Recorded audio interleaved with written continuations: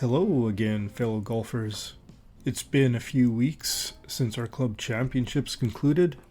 Since then, we've jetted off to Italy, got stuck in an airline strike, and are reacclimating to our daily routines, which include work and, of course, golf. On the previous episode, I talked about the first round and how I was able to demonstrate some resiliency after a poor front nine to shoot +5. Now I'll discuss some of the highlights of the closing two rounds and some of the things that went well and others that didn't. And finally, what I think I've learned from the experience. So I just want to recap how our club championships are set up. First, we have two courses at Country Hills, and we played the flagship course or the Talons twice. We have 10 flights with roughly 12 players in each flight. Now, the championship flight is open to anyone with better than a 1.5 index, and they play from the tips. You have to elect to play in the championship flight. You don't automatically get put in there. Now, in the better flights, the index range of the competitors is typically around 1 stroke, give or take. I played in the second flight, which is really technically the third flight, as a championship flight doesn't get a number. Now, from the championship flight, on the Talons, from the tips, it's roughly 7,200 yards, so quite a lengthy course. This year it signified really a symbolic changing of the guard, where there was a playoff between two college golfers for the title. Now, what was interesting is that one of these players, the one that actually won the club championships, got paired with 68-year-old Dave Schultz in the first 2 days. What a great sport. Some 40-some years of difference between those two.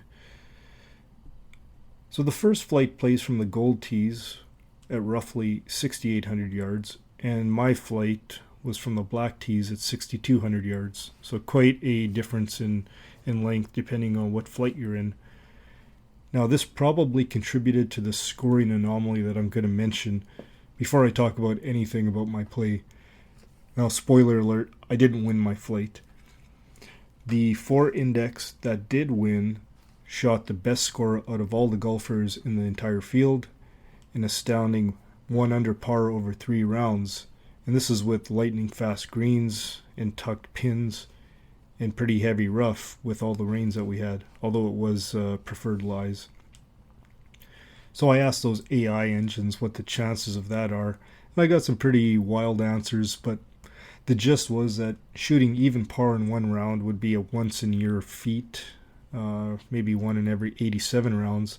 So doing it over 3 rounds would put it at about 1 in 650,000, and that's just to shoot even par. So this guy's a seasoned tournament player. I'm not sure how his index rose so much, but that's golf, I guess. So moving on to my play now, the second round was on the Ridge course, and it was another sort of average round for me as I shot another 77, which happens to be my most popular score this year. On day 3, they resort the groupings based on the first 2-day results, and since I was tied for 4th, after 2 rounds, I was in the next to last 3-man grouping in our flight. Unfortunately, the third member of our group didn't show up at the first tee, so we were only a twosome. So I didn't get as many green reads as I would like. I was a mere 11 shots back after pretty much shooting my handicap on the first 2 rounds, maybe a couple of strokes over. The last round was pretty uninspired. I made 10 bogeys and 1 birdie with a non-existent approach and putting game, where I lost 3.5 strokes in approach and 6 strokes in putting relative to the PGA Tour. Ultimately, I finished in 6th place and a mere 21 shots behind the winner. Now for some honest analysis. First, let's go over the hard data before we talk about subjective items. This is why I feel it is imperative for golfers looking to improve to use a stat tracking tool that includes strokes gained. The old days of greens and rag, fairways hit, and putts doesn't cut it anymore. Now I use Scott Fawcett's Decade Golf System, and it really is a world-class piece of software that even provides videos based upon improvement areas. Now, my glaring weakness was putting. Over the 3 days, I lost 4.5 strokes on the greens, which is way worse than my season-long stats. The speed of the greens and the added pressure likely contributed to this. I was shocked to see the 5 to 8 foot range was only 25%. Now pros would be well over 50% in this range. So this is certainly an improvement area. Now, I don't know how many putts I actually had that were closer to 5 feet, but I suspect they were mostly around 8 feet. I feel that I was very tentative, not wanting to blow it by, as indicated by leaving 40% of my putts that were under 10 feet short.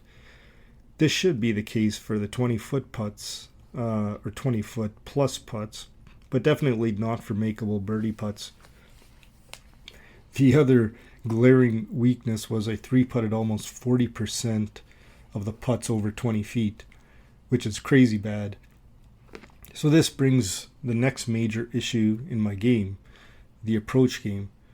What strokes gain analysis that many have done has showed is that improvement in approach game yields bigger results than the putting game.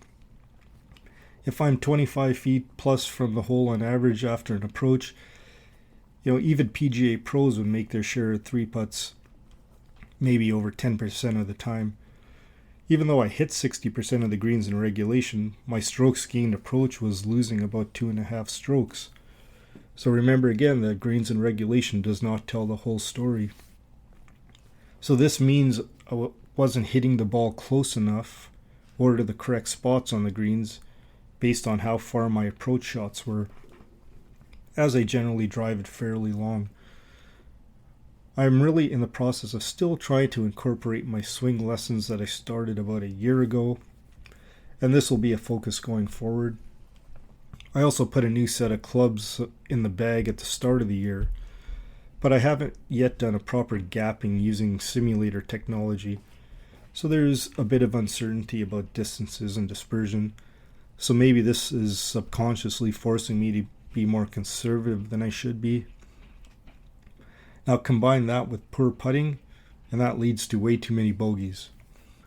Alright, now let's talk about some of the subjective, mental, and strategy lookbacks from the tournament. Now going in, I knew that I needed to avoid big numbers, and I did that really well. I only had one double bogey in 3 rounds, and if you listen to my previous episode, it was really my lack of understanding of the provisional rules where I kept hitting my provisional ball even though I found my original tee shot farther ahead. I picked up my original ball and kept playing my provisional, and I made a double bogey there where it should have been maybe a birdie or par at worst.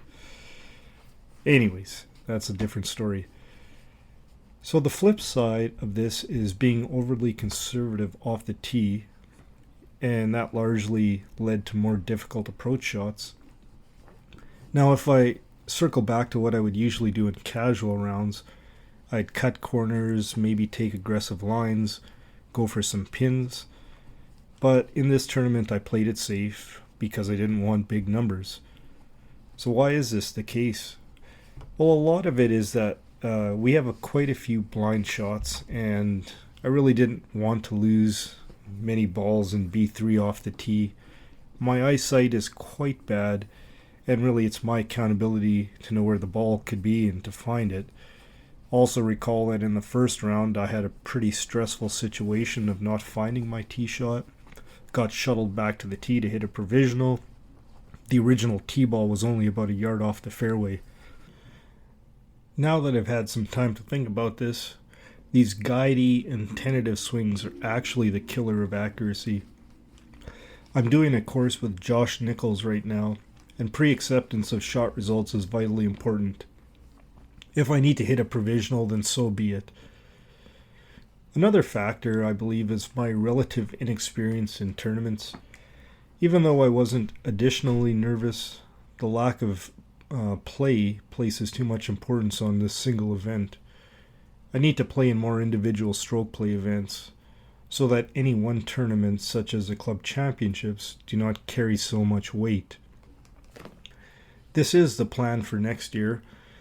Also, there is a Saturday league that has some of the better players in the club, and next year I'll try to be part of that, both to observe how better players behave and to see how my skills stack up next to the better players. And most certainly, this will add a little bit of confidence to my game. Lastly, improving on my putting will certainly help shave strokes off of my game. Whether it's making more than a quarter of my 5 to 8 footers or not 3-putting 40% of the time outside of 30 feet, this should be some low-hanging fruit for me. I've also recently enlisted the help of Ross McLeod, so go check out his X content. I feel that it's already helping. Having that extra set of eyes is crucial to make meaningful changes. Well, there you have it. I'm writing this as I wait for the annual Slider Cup, which is quite a serious event for bragging rights over the next year. My partner last year almost got into a brawl, at least some profanity-riddled yelling, so hopefully it's more chill this year. The first round is a modified Scotch ball where both of us tee off and then hit each other's tee balls and then choose which one to alternate from there. I'm paired with a 24 index 68-year-old L who is apparently pretty deft around the greens but not that long off the tee. So I'll try to get him within a comfortable range and hopefully we can do well today, and hopefully my long irons work out so I can hit his shots close. Anyways, thanks for listening, and it would really mean a lot if you could give me some stars on the Apple Podcasts or follow my podcast on Spotify, as I guess this is how the algorithms work. So until next time, enjoy golf as much as you can before the snow flies.